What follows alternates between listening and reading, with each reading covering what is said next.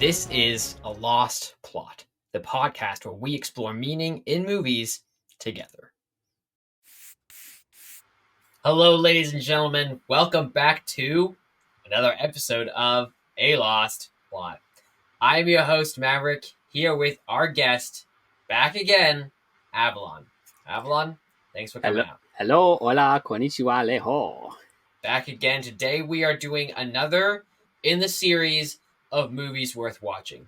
Today we are talking about a more niche, nuanced version of allies. So a little bit of an extension there. Today we are talking about mentors and love interests. So there's a lot of similarities between this and the allies that we've talked about previously, but they're a little more involved characters oftentimes in the plot, these two types. So we thought we'd give them a little bit of extra love and talk about how they really add to the stories. So Avalon, go ahead, take it away. What do you think are some of those primary pieces? Well, I mean, yeah, they're different from like mentors and the love interests. Like they're a little bit more like subsets of the ally type. Where it's like, I mean, some people like to put the mentor or the teacher apart from the others, like give them their own category, and it makes sense. Even though like love interest, whoever the romantic desire of the protagonist or whatever, like, well, they'll get their own category. But they really are just another form of the ally in a way. Mm-hmm. But they are different enough that it makes sense why they'd get their own category. Like, for example, the mentor is always a teacher. Like, that's almost always the case. Sometimes, usually they're a little older than the main characters, whoever's being taught, whatever. But they always have more experience than the main characters, and they have something to offer, something to teach the main characters, something of value. Yeah, they kind of help guide the main protagonist on their journey. Oftentimes, they have some level of a moral compass in their psyche that they pass on how one ought to live or do things in this situation, which is help teaching them not just physically what to do or technique-wise what to do, but oftentimes also have some sort of message to convey to the main character as well. Not always, but I would say that's often a trait that you see in the mentor character. No, it's definitely something you see. And really the question is like what makes a mentor good? Like what makes a good mentor character? Like in the genre of like in any story, like if you have a mentor character, what makes them stand apart? Like what makes them what stands out in the audience's mind as, oh, good, like this is who's an Obi-Wan.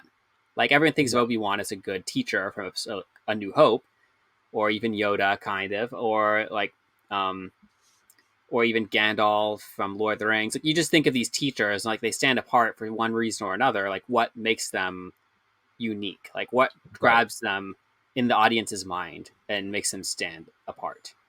Right. So, and I mean, there are many things you could point to. There are many things, things you could look at.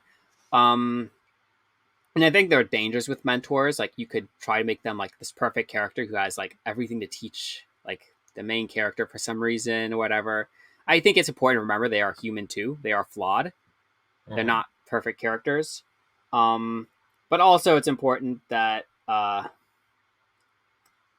mean, I think the value they bring to the main character is important. Like the main character has to see the value in what the mentor is teaching them. Mm-hmm. Yeah, because if they don't see the value, it kind of ruins the dynamic. It kind of doesn't make it a mentor relationship. It's kind of it changes the dynamics of what's going on.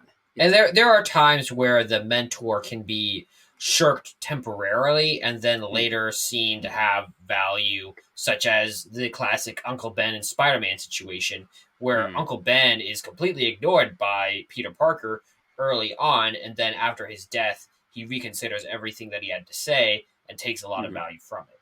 So there is something to be said for them still carrying value past if they die or exit the scene or are simply not part of the picture anymore for whatever variety of reasons. They can still have an impact, and that can label them as a mentor, even though they wouldn't be previously if the main character just ignored them. Yeah, I don't know how relevant that was, but I thought I think that was relevant. Because I think there's a danger with mentors. Like you think you have a mentor character, and maybe I'm thinking from the writer's side, maybe you're thinking from the creator's standpoint of writing the story, where it's like there can be a danger, like you think you've created a mentor character, but really all you've done is created an annoying, like badgering older person or whatever, like someone who's not really wanted and it's not really contributing anything to the story. Like I just maybe that's what I was thinking when I maybe I'm thinking a little bit along those lines when I said that point. Sure, and that I think you're not wrong. There is, and that goes back to two things, right? One, it goes back to is the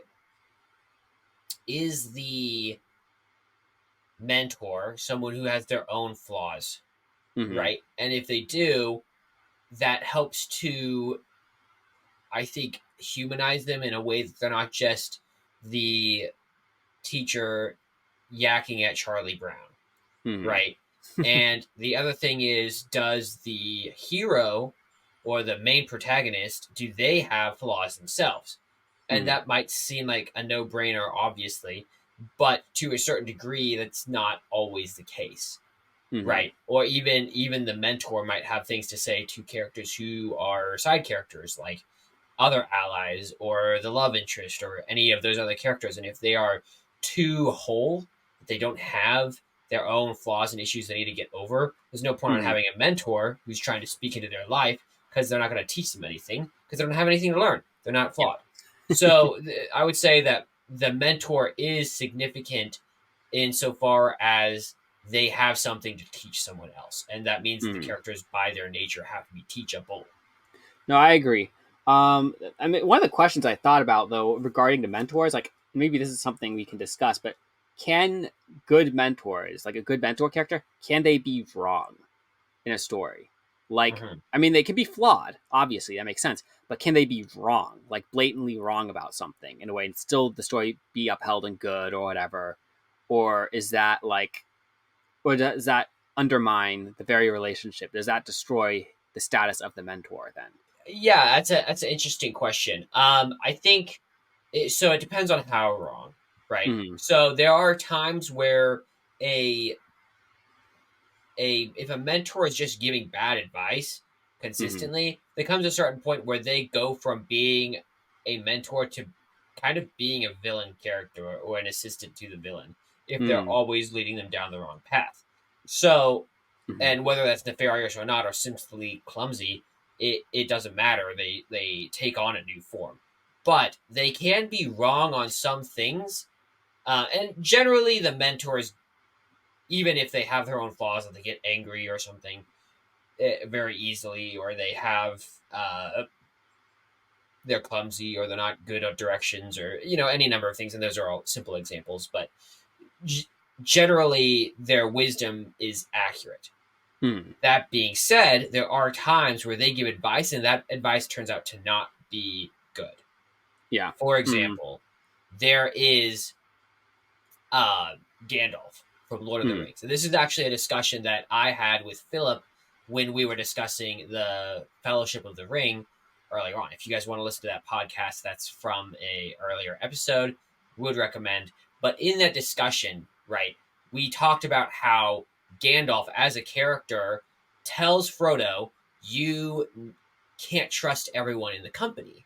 And he fears some things going on. And Frodo says, well, then who can I trust?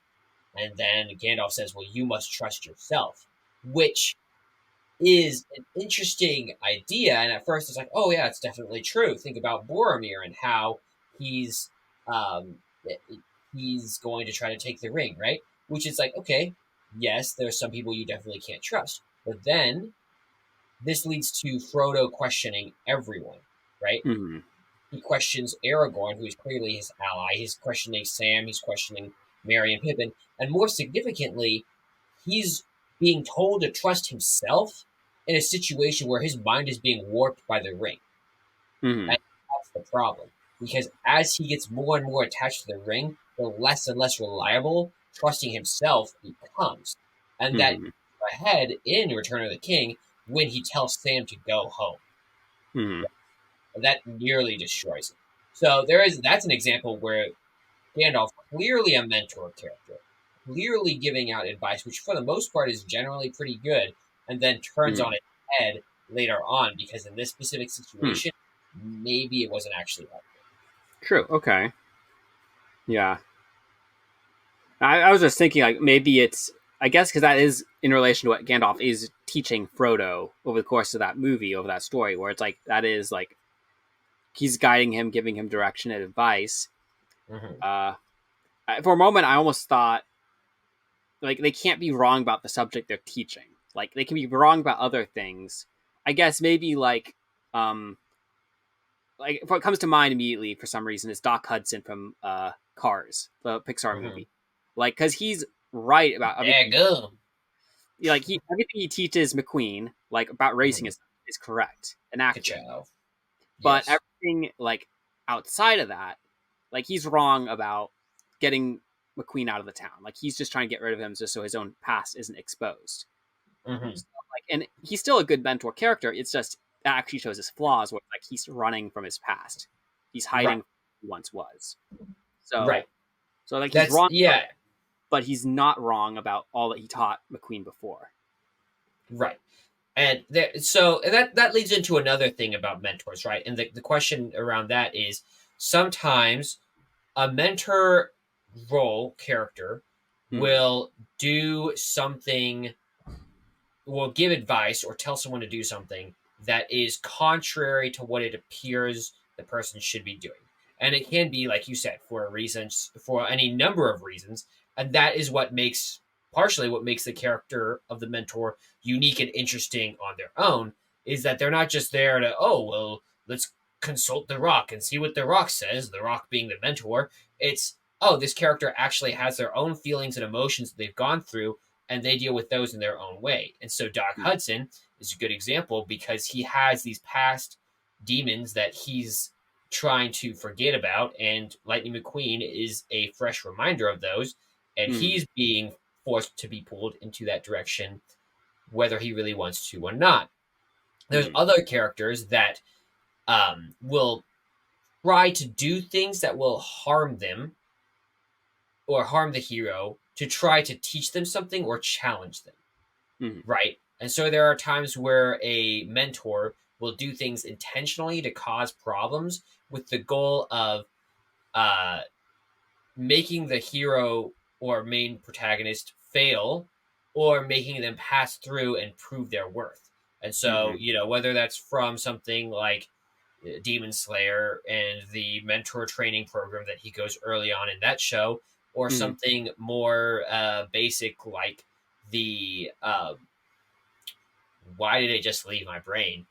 The Hunger Games series, right? Oh yeah, Where, yeah. Hey, Mitch. yeah, exactly. Where you have characters that are intentionally causing, his whole goal in that case is to teach them Mm-hmm. to survive, and he's causing problems by doing that Mm-hmm. intentionally. Because if he does that well, they should survive better. Yeah, no, I agree. Actually, Hey, Mitch, I was actually thinking of as an example too. Uh, Mm-hmm. like he and even Shifu from Kung Fu Panda. Yeah. Yeah. Uh, but yeah, no, I think those are some really good points about the mentor. I was trying to think of other ones. I was having trouble. Like, I only had so much time to think about this point. Sure. And Well, and I think that the point is, we're trying to come up with good like ideas for good mentors, not like general mentors. Like, because you can come up with a mentor easily. It's like, how do you make them right. stand apart? How do they Right. stand out, have something of value in the reader or the audience's mind? And one Mm, thing to maybe build off of that before we leave the mentor scene is the mentors. One thing that often happens in the story, and I mm, will also touch on this later, but the mentor, it is not unusual for the mentor character to be taken from the protagonist, whether it's by mm, death or by the circumstance or estrangement, they lose contact, whatever it is, it's not unusual for that specific thing to occur. And one of the benefits of doing that, there are concerns and drawbacks that can happen, but one of the benefits of that is it forces the protagonist to decide for themselves what they think or are doing in this world when these scenarios occur. mm, So, good things happen, bad things happen, whatever. now that the mentor is gone, do they still follow their advice? Do they reject the advice? It leads to an opportunity for dilemmas in a unique way. Yeah, and then going from mentors, I mean, mentors are a big part of the story, but also the love interest can also be a big part of the story too. Right. So, like, I mean, and to be clear, not every story has to have a mentor. Not every story has to have a love interest, but these are No. common subtypes you will find in a lot of stories. Yeah. Whether like no matter the genre, it's like they exist everywhere.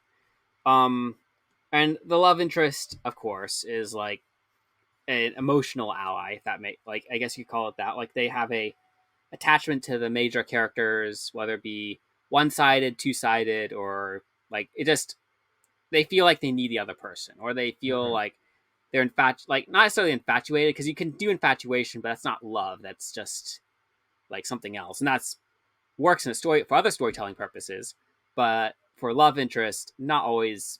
Like it's usually like some kind of relational thing going on. Right. And what makes Well, I think, go ahead. and this kind of goes into the genre of romances, and obviously Mhm. I know we don't touch on romances that often here, but Sure.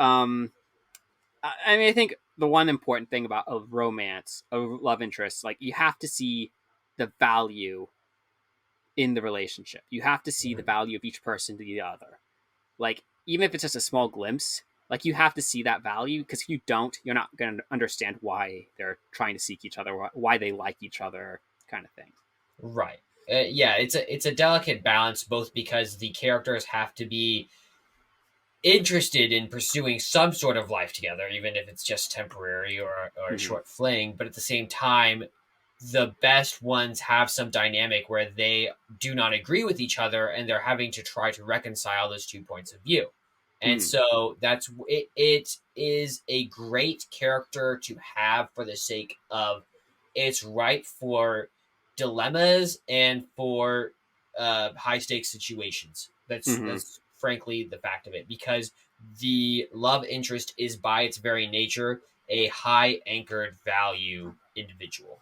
Yeah. And you see that in movies all the time where they, Rachel, as they capture Batman's love interest in The Dark Knight, or, any Mm-hmm. other number of things that occur. That's Mm-hmm. just, you see where they have to make a choice. Are they going to, let's just say, Spider Man save the bus full of children or save Mary Jane? Right. Yeah. Mm-hmm. And, hypothetically, that should work out where they have to make a tough choice. And it's funny because we just mentioned Hunger Games. Hunger Games also works in this situation because it's not just like she has to like. There's almost like two love interests in a way where it's like Hmm. Katniss, like she already loves Gale from her hometown. It isn't until she gets to the Hunger Games, the capital, that she finds out about Peeta's affections, and then it complicates everything because then she has to decide if she's okay with that or not. And Hmm. as the series progresses, she actually starts to develop some care for him too. So Hmm. then it's like this double-edged like sword. Like, okay, do I care more about Peeta or Gale? Because she realizes she has to make a choice at some point and be like, okay, who actually is the person that matters to me? Who, like, I can't have both, and she knows she can't have both. But what does she do? So it's Yeah. like, and I think that's a very interesting story situation to put a character in because they have to then figure out what they, Love it really is triangles. important. Yeah. Yeah. Well, I mean, it's like they have to figure out what's important to them. Like they have to figure out Yeah. who, like, you don't want to be put in a situation where you have to choose between people. But at the same time, it also shows you what matters to a character, what is most important. Right. Especially So, because both of those male love interests are very different people. And yes. so you have a sense in which they making a choice between those two people is you're choosing very different things in either situation. Mm-hmm. I almost wish that what's not Peta, what's the other guy's name again? Gale. Gale. So I almost wish Gale didn't turn out to be bad or like Mm-hmm. ill willed, because that would have I would have loved to see how they make her resolve that situation, because it's Mm-hmm. so much tougher when they're both good people and Mm-hmm. or fighting for the right thing in the right way. And Mm-hmm. that's, I think, a great dilemma to put someone, because in either way it's like, oh, they win, but also in either way they also lose because they're going to demolish someone emotionally. right? Mm. So it's a great character to have for those high stakes, high emotion situations, and to Mm. make them make tough decisions. Yeah. Hopefully, yeah, unless you do this, Yeah. like the Spider-Man thing in the original Spider-Man, where he saves both Mary Jane and the bus full of children, means that it just wasn't valuable. It doesn't mean anything. Yeah. So So, you can't do that, and that's a pitfall that can happen. well, that's with any story. I think a lot of writers try to do the thing where it's like, oh, dilemma, but then the hero gets both. Right. And it's kind of like, okay, that's, Cheater. yeah, cheater, yeah. It's like Deus Ex Machina or something where it's like, oh, I'm gonna like give them both. Yeah. Another thing about the love relationship that we kind of touched on, because they can be abusive or they can be like not a psych situation, but it's almost like you think both sides care about each other, but they don't. And if it done Mhm. well, this really works, which is why the love relationship between uh you already know what I'm gonna say, but I'm Hans waiting and for you to say it.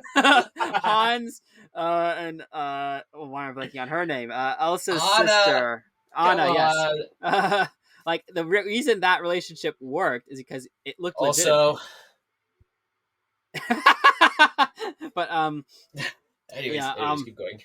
from Anna's perspective, it looked like a good relationship. Like you kind of like Mhm. it portrays it where it's like, oh, they seem to have things in common. They seem to be friends. Like it seems to work well. Like they seem to have these good chemistry and whatever going.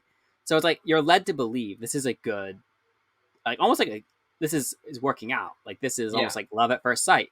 And so even though we hear Elsa's argument, like you just met, it kind of like from an audience perspective, it almost like you're not complete, even though you understand what she's saying, you don't completely agree with her because they do this whole montage thing that Mhm. seems to like make you emotionally like, oh, they seem to have something. So you're kind of a little bit more on Anna's side at that point in the story. And even later Right. on, as the movie progresses, it's like even though there's all these like telltale signs, so it's like, oh, like you shouldn't, like, why are you with this guy? You only known him for a day, but it's like But we he's a were good led, guy. and it's like, He's giving out the bedding and the yeah, warm like clothes. everything is like every scene we see him in, it's like he's a good guy, he's doing all the right things, and then at the end of the Mhm. movie, where it's like she needs true love's kiss to save her from the, uh, or like true love to save her from the curse, like that's freezing her heart.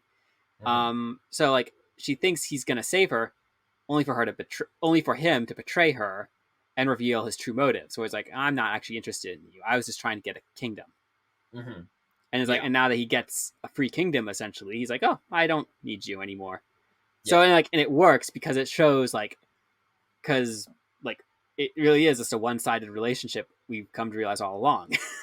No, So that's absolutely right, and that's where especially a lot of the actions of someone who is so highly anchored in the emotional psyche of the main protagonist can have devastating consequences, whatever action they do or whatever happens to them. So mhm. it's definitely a character that should be considered to be added to stories for the sake of how much it adds to the story or how much Mhm. potential it adds to the story. Yeah. That's why there's a whole genre of movies that are made just based on this type of conflict is between a guy and a girl falling in love and trying to figure their crap out when they kind of hate the other person but also really like them. That's No, a rom com. oh yeah, get some Adam Sandler in there, baby. Come on, let's go.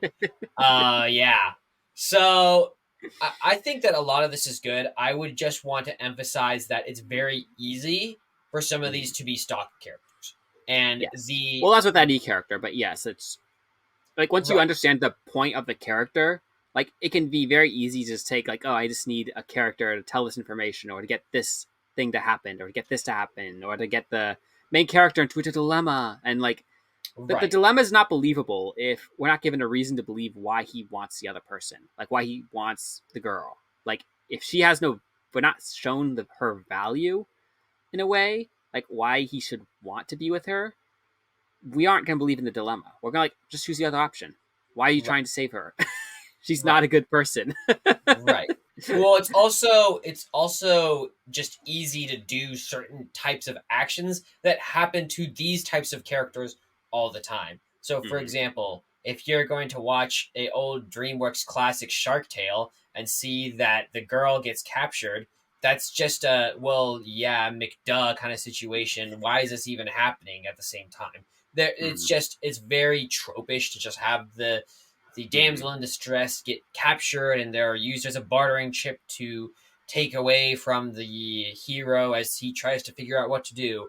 Or on Mm-hmm. the flip side with the mentor, which this I think is even more often the case, but the mentor dies. And honestly, this is so common that Mm-hmm. Joseph Campbell literally wrote this into the hero's journey diagram that he created for any story that's being told, where it's called the death of the mentor. That's literally a part of it. So it's very easy for these things to be used, so much so that a lot of us as audience expect something like that to happen, and Mm-hmm. it becomes very it's not to say you can't do those things, but it's important that when you do, that it is naturally flowing into the story, and also that the that I mean, it makes sense. It makes sense, and Mm-hmm. that it's emotionally built up in a way that pays off. No, And I I agree think with that. one way that, especially when it comes to capturing these characters and killing off these characters, is one way to make it mean something is not just because they're someone who's important to the main character's life, but even more so, it's valuable because their job is not done. And the Mm-hmm. more important that job, the more there is that payoff. So, someone who does this very well is the writer George R. R. Martin. And his Game of Thrones series was well loved by a lot of people, partially because of how good he is at creating that conflict, but specifically at creating very compelling characters who had very strong goals and visions for what they were doing. And then when they died, it was terrible because they had an unfinished work to be done. And it wasn't a small work, it was huge. They had very important things to do. Like Mm-hmm. when Jon Snow dies, that he was in the middle of trying to protect and prepare them for the White Walkers coming. Or when Ned Stark dies and he's trying to hold the kingdom together after the death of his good friend who he fought alongside, who I can't think of the name of right now, Baratheon. Um, there's it's a significant loss, and you can argue whether or not those characters are mentors. I would say Ned Stark is somewhere in between. It's a little confusing with that series specifically, but Mm-hmm.